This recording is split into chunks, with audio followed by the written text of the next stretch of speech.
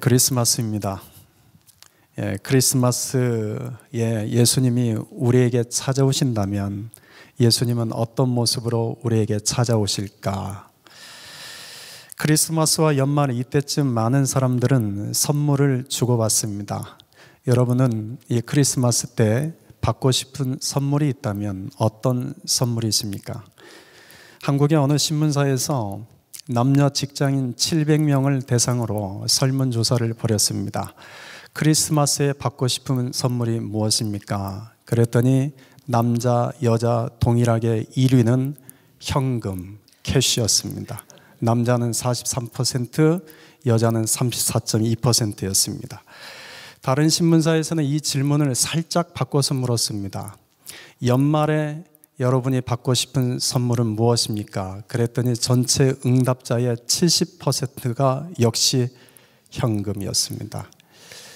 한국 사람들이 유독 현금을 좋아해서 그런가 보다 생각했습니다. 그랬더니 USA 투데이지에서도 동일하게 질문을 던졌습니다. 연말에 무엇을 받고 싶습니까? 그러니 미국 사람들도 동일하게 53%가 현금, 캐시였습니다. 요즘처럼 크리스마스 시즌이 되고 연말이 되면 사람들의 마음은 조금만 더 돈이 있었으면 이라는 생각을 갖습니다. 이런 시즌에 쇼핑도 하고 싶고 주변 사람들에게 이 사람 저 사람 생각나는 사람들에게 선물을 하려고 하면 이럴 때 세상 말로 돈벼락이라도 맞았으면 좋겠다. 이런 생각을 갖는 사람들이 의외로 많습니다. 여러분 아닐 겁니다. 그런데 실제 이런 돈벼락을 맞은 것 같은 일들이 일어났습니다. 10일 전 미국 뉴저지에서 고속도로를 달리던 현금 수송 차량이 기계 오작동으로 인해서 뒷문이 열렸습니다. 플라스틱 2개의 가방이 고속도로에 떨어졌는데 하나는 14만 불, 하나는 37만 불 들어있는 현금 가방이 떨어지면서 박살이 났고 51만 불의 현금이 고속도로 위에 나뒹굴었습니다. 마침 불어오는 강풍으로 인해서 말 그대로 현금이 고속도로 위를 날아다녔답니다. 사람들은 그것을 보고 돈벼락 떨어졌다고 이렇게 평가했습니다. 뒤늦게 경찰하고 몇몇 사람들이 돈을 수거했습니다. 그런데 51만 불 중에서 29만 4천 불은 아직도 수거되지 못했습니다. 그 기사에 이런 댓글들이 달렸습니다. 나도 그 자리에 있었더라면, 나에게도 그런 행운이 찾아온다면. 누구나 갖는 심리일 겁니다. 지난 2014년에서는 미국 캘리포니아에서 한 부부가 자기 집 뒷뜰에서 땅에 묻혀있는 낡은 깡통 하나를 발견했습니다. 그 낡은 깡통을 파서 보니 그 안에는 19세기에 만들어진 금화 1,400개가 들어있었습니다. 감정을 받아보니 시가 1,000만 불, 한화 120억이었습니다. 그 기사가 나고 난 뒤에 많은 사람들이 자기 집 뒷마당을 파보았답니다.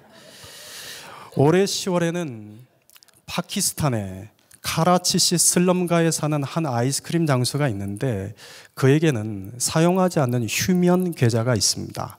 그런데 그 휴면 계좌에 어느 날 23억 루피, 한화 205억 7천만 원이 입금되었습니다. 조사 결과 전 대통령이 사용되지 않는 휴면 계좌에 비자금을 은닉한 겁니다.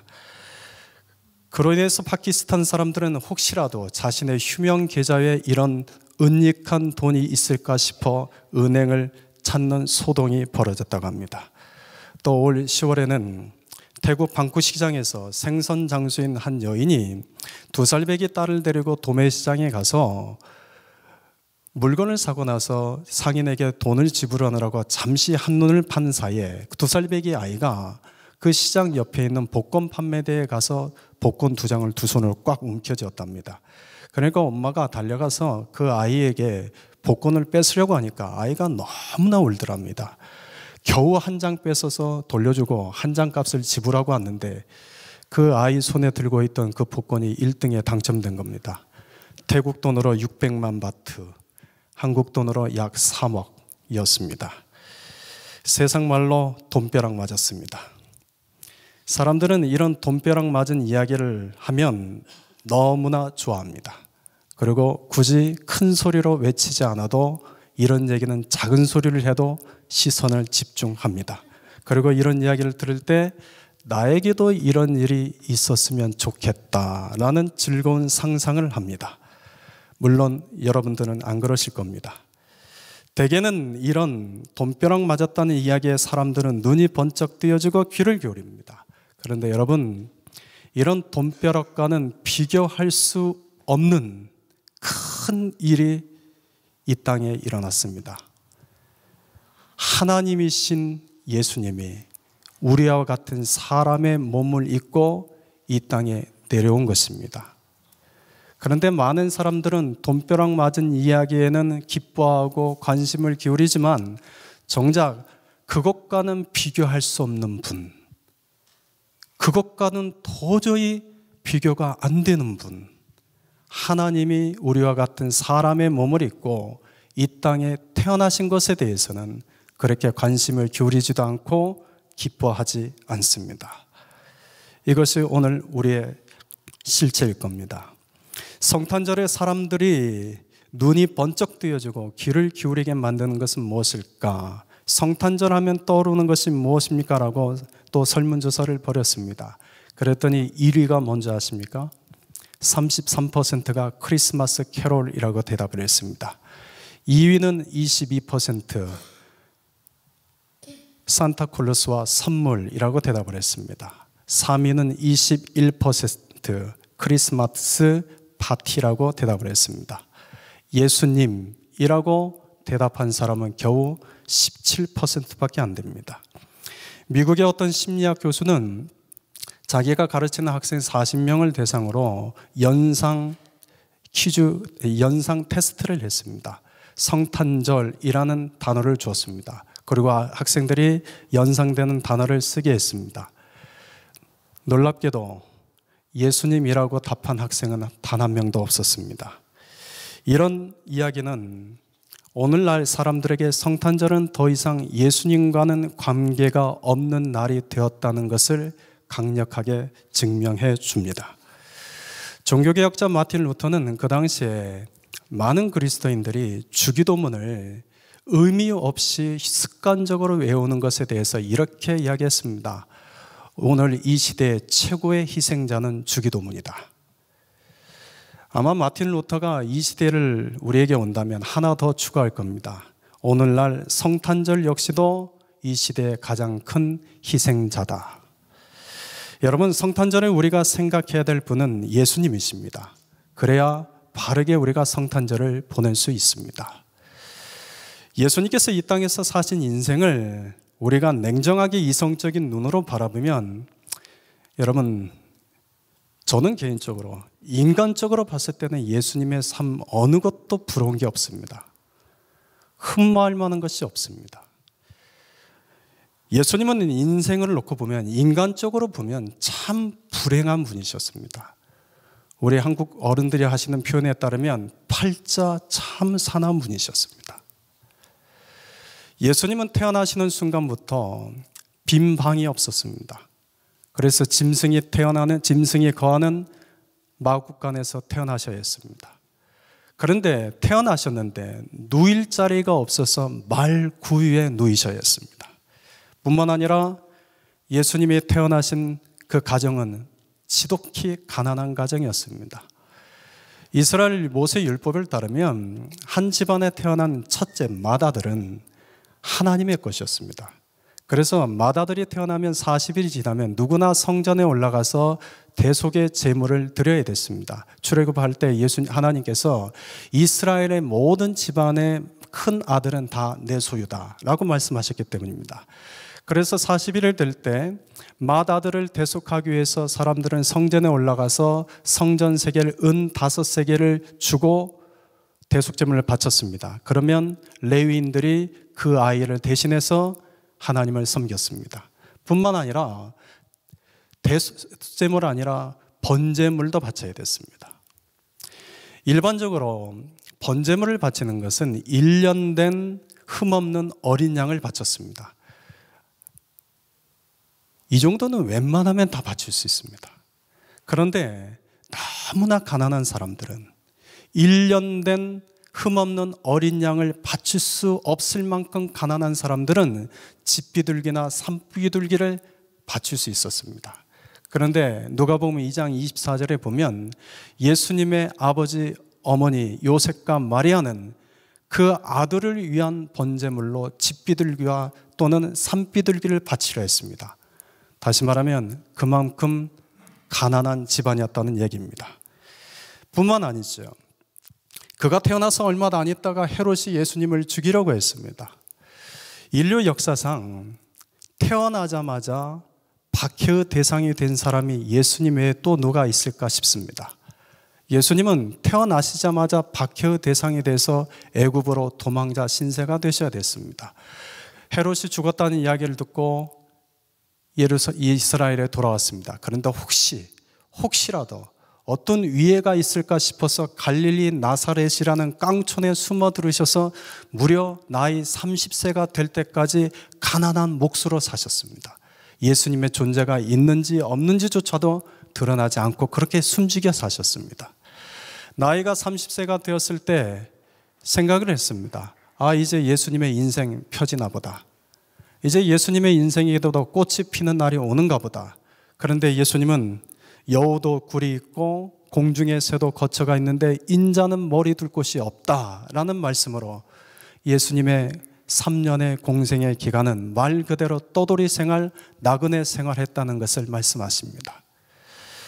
예수님이 기적과 표적을 행할 때 많은 사람들이 예수님을 따라다녔습니다. 그리고 그들은 예수님을 왕으로 세우려고까지 했습니다. 뿐만 아니라 예수님 옆에는 늘 언제나 든든한 12명의 젊은 사내들이 따라다녔습니다. 누가 보더라도 곧 있으면 예수님의 새로운 시대가 열릴 것처럼 보였습니다. 그런데 얼마 지나지 않아서 제자 중에 한 제자 가룟 유다가 예수님을 여러분 예수님의 몸값이 치고는 너무나 적습니다. 겨우 은 30냥에 예수님을 팔아넘겼습니다. 그런데 예수님을 왕으로 세울 것처럼 따라다녔던 그 많은 이스라엘의 무리들은 이스라엘의 유명한 제수인 바나바를 택했고 예수님을 버렸습니다. 결국 예수님은 로마 군인들에게 사로잡혀서 모진 고초와 채찍질, 조롱, 모욕을 당하셨다가 나이 33이라는 너무나 이른 나이에 상상할 수 없는 고통 속에서 십자가에 달려 돌아가셨습니다. 여러분, 저는 이런 예수님의 인생을 돌아보면 인간적으로는 어느 것 하나 저는 부러운 것이 없습니다. 흠모할 만한 것이 없습니다. 우리 중에 아무리 내 인생 참 힘들다, 내 인생 참 기구한 인생이다, 내 인생 참 팔자 사나운 인생이다, 내 인생 참 험악한 인생이다 라고 말하는 사람이 있다 할지라도 여러분, 예수님의 삶과 비교해 보면 그래도 우리는 복된 자입니다. 우리는 그래도 복된 자입니다. 어떤 분은 이렇게 반문하실 수 있습니다. 예수님은 하나님이시니까 그래도 덜 고통스럽지 않았을까요? 예수님은 하나님이시니까 그래도 그걸 견딜 수 있지 않았을까요? 여러분, 분명히 아셔야 됩니다. 예수님은 이 땅에 사시는 동안 단 한순간도 하나님으로 계신 적이 없습니다. 예수님은 우리와 같은 완전한 인간으로 계셨습니다. 만일 예수님이 단 한순간이라도 이 땅에 계시는 동안 하나님으로 계셨다면 여러분, 인류는 벌써 멸망당했을 겁니다. 왠지 아십니까? 예수님이 하나님으로 오시는 그날이 마지막 심판의 날이기 때문에 그렇습니다. 예수님은 얼마든지 이 땅에 계신 동안 하나님으로 계실 수 있음에도 불구하고 철저하게 인간으로 계셨습니다. 그는 근본 하나님의 본체시나 오히려 자기를 비워 종의 형체를 가지사 곧 사람들과 같이 되셨고, 하나님은 이 땅에 사시는 동안 우리와 같은 완전한 인간으로 계시면서 우리와 같이 기쁨 또는 분노, 때로는 슬픔, 때로는 즐거움, 희노애락을 같이 즐기실 줄 아는 분이셨습니다. 우리처럼 배고프시기도 하셨고, 목마르기도 하셨고, 피곤도 느끼셨고, 졸리면 주무시기도 하셨고, 때로는 눈물도 흘리셨습니다.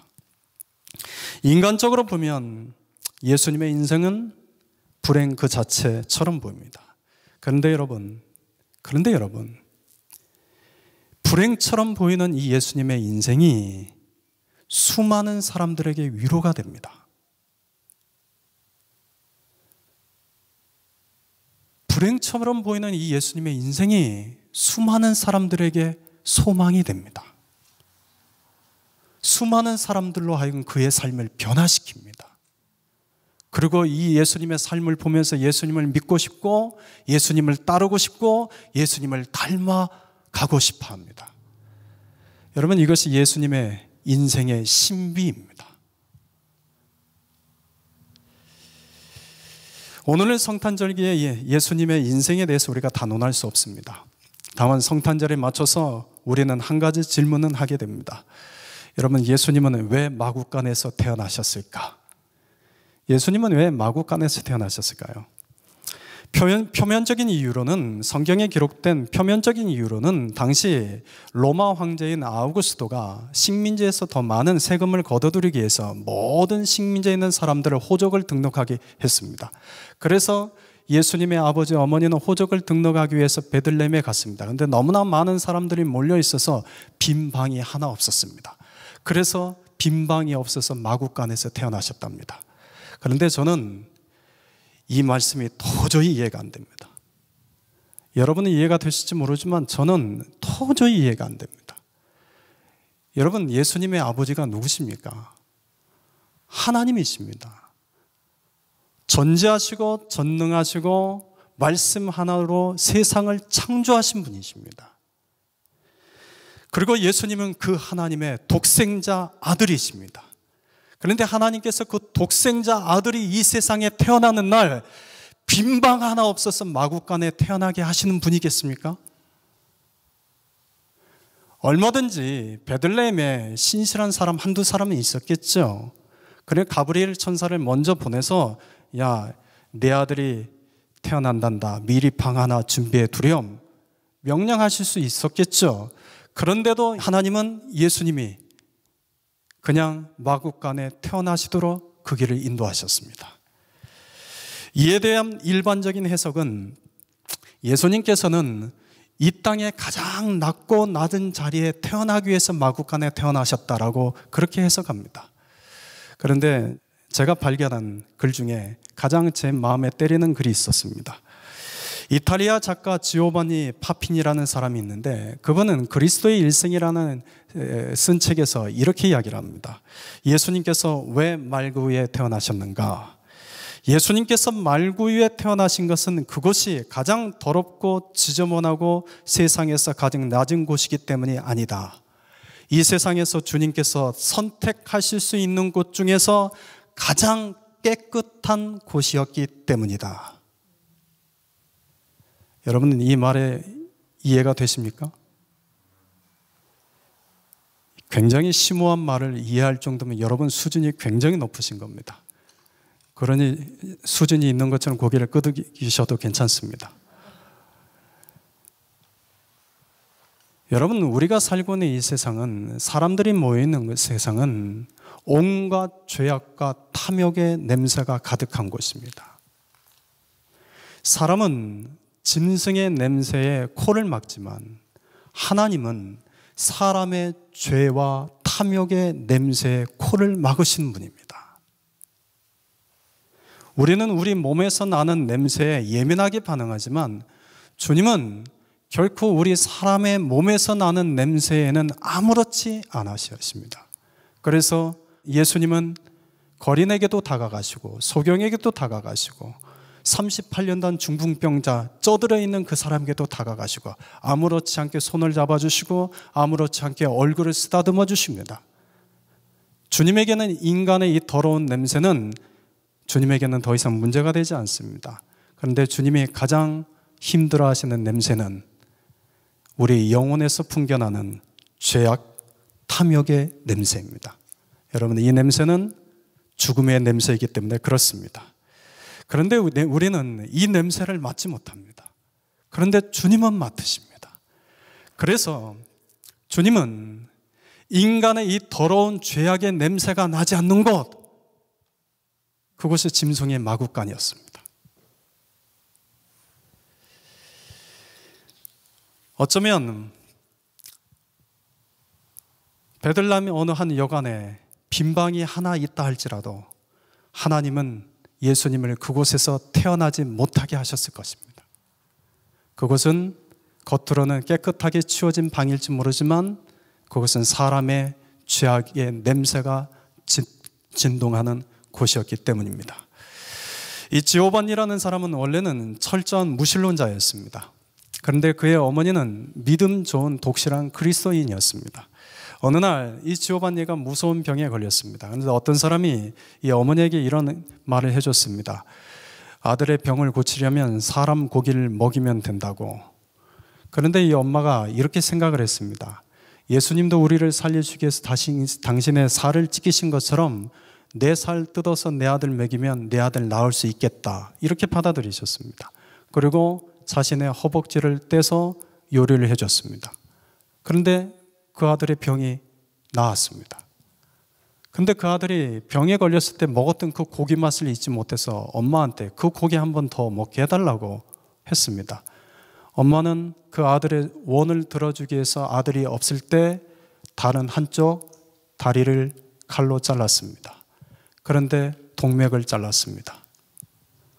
너무나 많은 피를 흘려서 정신을 잃었습니다. 밖에 나갔다 돌아온 지오반니는 엄마를 봤습니다. 그리고 모든 상황을 이해하게 됐습니다. 그 엄마 앞에서 눈물을 흘리면서 부르짖었습니다. 어머니, 지난번 내가 먹었던 고기도 어머니 살이었군요. 얼마나 서글프게 울었는지 정신을 잃었던 어머니가 잠시 정신이 돌아왔습니다. 그리고 그 엄마가 아들에게 이렇게 말했답니다. 나는 죄 많은 몸으로 너를 구했지만 예수님은 죄 없는 몸으로 우리를 위해 살을 지키시고 피를 흘리셨단다. 그러니 네가 살기 위해서는 예수님을 믿어야 한단다. 어머니가 남긴 마지막 말이었습니다. 그 후 지오반니는 예수님을 믿게 되었습니다. 한때는 무신론자였던 그가 예수님을 믿은 후 예수님의 태어나신 마국간을 보니 전에는 가장 더럽고 가장 불결한 곳이었는데 예수님을 믿고 예수님을 만나고 나서 그 마국간을 보니 이 마국간은 세상에서 가장 깨끗한 곳이었습니다. 오히려 내 영이, 오히려 내가 살고 있는 이곳이 주님이 거하실 수 없는 가장 더러운 곳이라는 것을 깨닫게 된 겁니다. 사랑하는 성도 여러분, 오늘 우리가 성탄주일을 맞이하고 있습니다. 예수님이 오늘 이 시대에 성탄주일의 생일상을 받기 위해서 이 땅에 오신다면 우리 주님은 어디로 가실까요? 화려한 크리스마스 추리가 있고 신나는 크리스마스 캐롤이 들리고 사람들로 하여금 입이 쩍 벌어질 만큼 맛있는 음식과 선물이 준비된 그곳으로 우리 주님은 가실까요? 여러분, 제 생각은 아마 지금 예수님이 오셔도 동일하게 짐승의 마국간으로 가지 않을까 싶습니다. 이유는 2000년 전이나 오늘이나 여전히 우리의 영혼에는 예수님의 코를 찌르게 만드는 죄악과 탐욕의 냄새가 가득하기 때문입니다. 오늘 성탄주일을 맞이해서 전 모든 교회들이 기뻐하며 주일 예배에는 칸타타도 부르고 또 오후에는 크리스마스 행사도 하고 선물도 기쁘게 주고받고 메리 크리스마스 인사 나눌 것입니다. 그런데 어쩌면 예수님은 어느 교회도 가시지 않을지 모릅니다. 왜냐하면 모든 교회들이 세상과 별 다를 바 없이 여전히 죄악과 탐욕의 냄새가 진동하는 곳이기 때문입니다. 성탄절이면 우리는 예수님을 위해서 어떤 생일상을 준비해드릴까 관심 기울입니다. 그 주님을 오시는 날을 위해서 우리가 어떤 행사를 치룰까? 그 예수님을 위해서 우리가 어떤 음식을 준비할까? 그 예수님을 위해서 우리가 어떤 선물을 마련할까? 여러분, 예수님의 생일상을 잘 차려드리고 싶은 그 마음으로 우리는 정성껏 준비하지만 어쩌면 주님은 우리가 정성스럽게 차리는 그 생일상에 대해서 아무런 관심을 갖지 않을지 모릅니다. 주님이 관심 있는 것은 우리의 생일상이 아닙니다. 주님이 우리에게 관심 있는 것은 여러분, 한 영혼입니다. 주님에게 유일한 관심은 이 성탄절에 얼마나 화려한 크리스마스 행사를 치러냈느냐가 아닙니다. 이것은 우리에게 관심이 있습니다. 얼마나 맛있는 음식을 준비하고 얼마나 좋은 선물을 나누냐, 이건 우리에게 관심이 있는 겁니다. 그런데 정작 성탄절의 주인공이신 예수님에게는 여러분, 그건 아무런 관심이 없습니다. 주님에게 관심 있는 것은 한 영혼입니다. 마태복음 25장을 보면 마지막 날 주님은 이 땅에 오셔서 사람들을 양의 편과 염소의 편으로 나누신답니다. 양의 편과 염소의 편으로 나누신데 그 기준이 뭔지 아십니까? 여러분은 그냥 생각 없이 그 본문을 보실지 모르겠지만 저는 처음에 그 본문을 봤을 때 충격받았습니다. 왜냐하면 당연히 그 기준은 예수님을 믿는 믿음이어야 되죠. 그런데 예수님을 믿는 믿음으로 양의 편, 염소의 편을 나누신다는 표현이 눈을 씻고 봐도 그 본문에 없는 겁니다. 저한테는 적어도 이게 뭐지? 그런데 예수님이 하신 말씀은 배고픈 자, 목마른 자, 나그네 된 자, 헐벗은 자, 병든 자, 옥에 갇힌 자, 가난한 자와 같은 사람들을 돕고 돌봐주고 섬기고 찾아가주는 사람은 양의 편에 서지만 그렇지 않는 사람은 염소의 편에 선다고 말씀하십니다. 그리고 양의 편 선 사람들에게 이렇게 말씀하셨습니다. 너희가 여기 내 형제 중에 지극히 작은 자 하나에게 한 것이 곧 내게 한 것이니라. 반면 염소의 편에 선 사람들에게는 이렇게 말씀하셨습니다. 이 지극히 작은 자 하나에게 하지 아니한 것이 곧 내게 하지 아니한 것이니라. 여러분, 이 말씀에 대해서 결코 오해는 하지 마십시오. 그러니 구원은 믿음으로 얻는 것이 아니라 행함으로 얻는 것이구나. 가난한 사람들, 지극히 작은 자와 같은 사람에게 선행을 베풀어야 구원을 받는 것이구나. 여러분, 주님은 결코 이런 의미로 이 말씀 주신 것이 아닙니다. 주님께서 이 말씀을 하신 이유는 여러분 하나입니다. 한 영혼을 소중하게 여기는 마음을 가지라는 겁니다. 왠지 아십니까? 여러분, 지극히 작은 자 한 사람에게 하는 것을 보면 그 사람이 한 영혼에 대해서 얼마나 소중하게 여기고 있는지, 여기고 있지 않는지를 알 수 있습니다. 가난한 사람, 병든 사람, 홈리스, 우리가 보기에는 무시할 수 있는 그런 사람에 대해서 우리가 하는 행동을 보면 이 사람은 한 영혼을 소중히 하는 여기는 마음이 없네. 한 영혼을 소중히 하게 여기는 마음이 있네. 이걸 알 수 있습니다. 예수님께서 여러분 이 땅에 오신 이유는 우리로 하여금 거대한 성탄절 생일상을 받기 위해서 오신 분이 아닙니다. 한 영혼을 살리기 위해서 오셨습니다. 한 영혼을 살리기 위해서, 한 영혼을 사랑하기 위해서 오셨습니다. 그러면 우리가 이 성탄절을 제대로 보내는 사람이라면 지극히 작은 자 하나에게 예수님께 대하든 섬겨주는 사람이 되는 것입니다. 러시아의 한 작은 마을에 파파노라는 착하고 성실한 구두 수송공 할아버지가 살고 있었습니다. 이 할아버지가 어느 날 성탄절 전날 밤에 꿈을 꿨는데 예수님의 꿈에 나타나셨습니다. 그리고 이렇게 말씀하셨습니다. 내가 내일 성탄절에 너를 찾아가겠다. 꿈에서 잠을 깼는데 너무나 생생했습니다. 그래서 이 파파노 할아버지가 오늘 성탄절날 주님이 나를 찾아오시려는가 보다. 그리고 아침부터 가게를 열심히 청소를 했습니다. 그리고 난로에 불을 켜고 예수님이 혹시 오시면 대접할 커피를 정성스럽게 끓였습니다. 아침 시간이 지나갑니다. 그런데 아무리 가게 밖을 내다봐도 예수님은 오지 않습니다. 그런데 길가에 추위에, 그 추운 겨울 청소를 하고 있는 청소부가 보입니다. 이 파파노 할아버지가 이 청소부에게 부릅니다. 잠깐 들어오시라고. 따뜻한 커피가 있으니 이 한 잔 드시고 온몸을 잠깐 녹였다 가라고. 청소부가 기꺼운 마음으로 들어옵니다. 점심이 되었습니다. 점심이 되었는데도 예수님은 오지 않습니다. 그런데 그때 어떤 여인이 얇은 혼이불에 아기를 싸갖고 걸어가는 것이 보입니다. 순간 마음에 측은한 마음이 든 그 할아버지는 그 여인을 불러 세웁니다.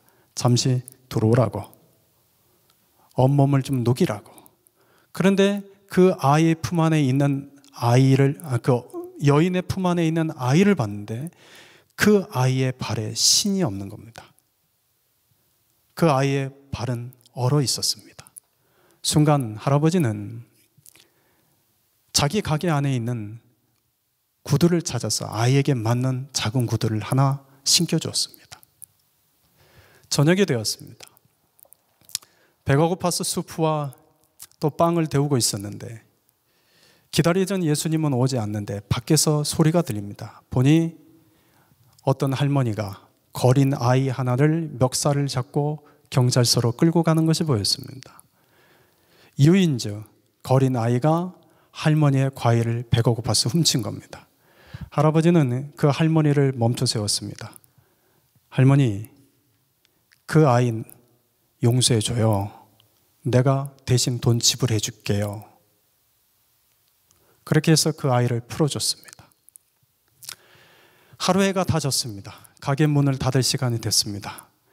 이 할아버지는 혹시나 어젯밤 꿈에 주님이 말씀하신 대로 지금이라도 찾아오지 않을까 싶어서 계속 내다봤습니다.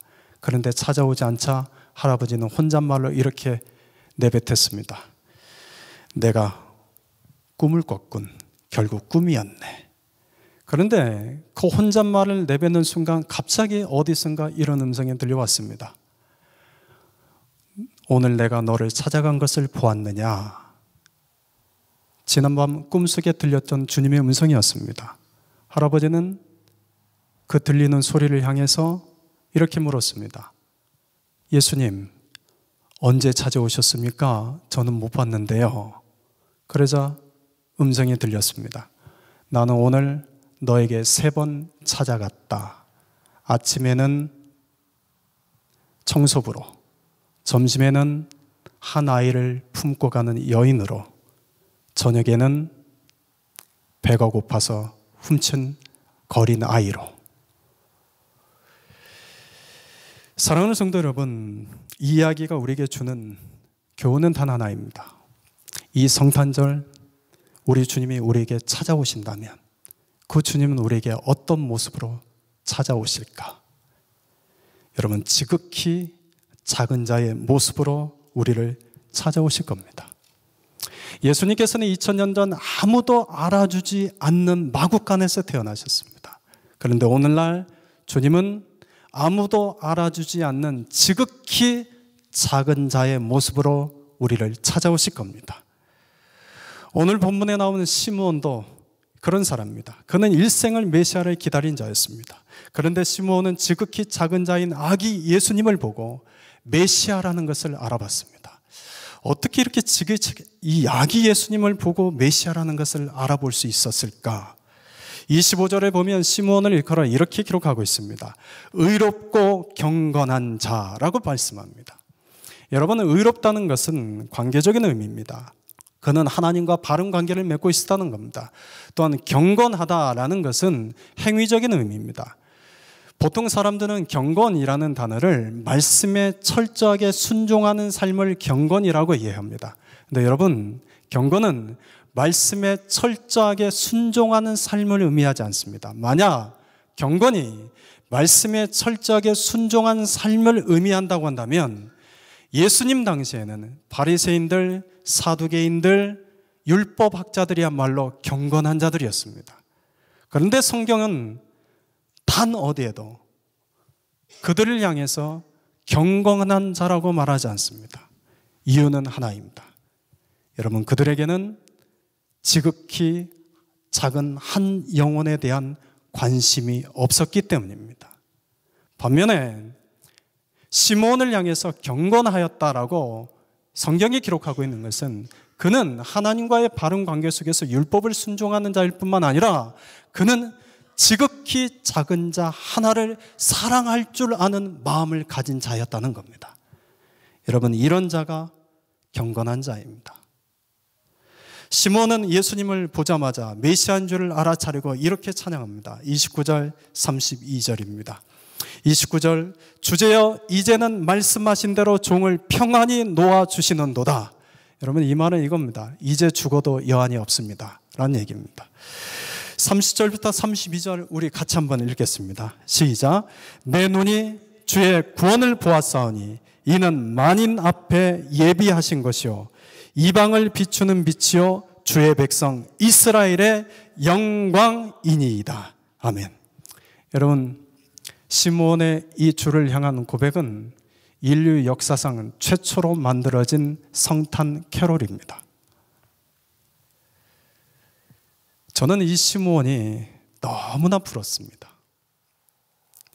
어떻게 지극히 작은 자 아기 예수를 보고 메시아인 줄 알 수 있었을까? 오늘 주님은 우리에게 지극히 작은 자의 모습으로 우리에게 계속 찾아오고 계시는데 나는 그 예수님을 알아보고 있을까? 그 예수님을 깨닫고 살고 있을까? 저 스스로 주님 앞에 묻는 질문입니다. 여러분들도 오늘 이 성탄절을 맞이해서 스스로 한번 물어보십시오. 오늘 나에게 찾아오시는 그 예수님을 나는 알아보고 있을까? 오늘 우리는 크리스마스 성탄 예배인데 여러분 보시는 것처럼 칸타타도 없습니다. 여러분 보시는 것처럼 화려한 크리스마스 추리 하나 없습니다. 그리고 여러분 보시는 것처럼 나가서 보면 그래도 정성스럽게 음식 준비했지만 입이 쩍 벌어질 만큼 그렇게 대단한 음식과 선물이 준비되어 있지 않습니다. 또 여러분 아시는 것처럼 우리는 오늘 이 예배를 끝으로 집으로 돌아갑니다. 다른 성탄 행사 없습니다. 그런데 예수님은 서운해 하실까요? 서운하지 않으실까요? 누가 서운해 할까요? 예, 우리가 서운해하죠. 우리는 서운하지만 주님은 결코 서운해하지 않으실 것입니다. 오히려 우리가 지극히 작은 자 한 사람, 한 영혼을 사랑하는 마음으로 성도 간에 서로 사랑의 교제를 나누고 오늘 교회를 나가서 내 주변에 지극히 작은 자가 누구일까를 생각해보고 그에게 사랑을 베푼다면 여러분 주님은 우리에게 이렇게 말씀하실 겁니다. 너야말로 성탄절 제대로 보냈다.